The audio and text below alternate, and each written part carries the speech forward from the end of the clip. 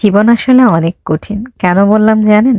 আজকে আপনাদের সাথে এই ভিডিওটা শেয়ার করছি আর নিজের শহরটাকেও দেখে নিচ্ছি।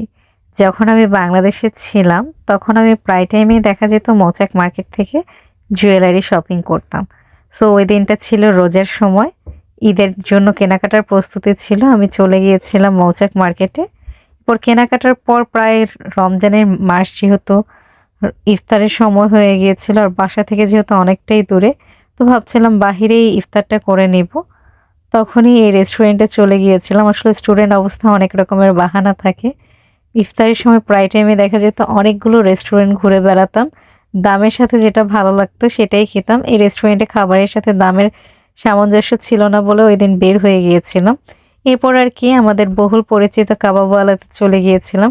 আমার কাছে বেসিক্যালি ইফতারের মধ্যে এই ধরনের কাবাব আইটেম আর বিশেষ করে হচ্ছে হালিম। হালিম ছাড়া আমার কাছে মনে হয় একদমই ইনকমপ্লিট থেকে যায় ইফতার।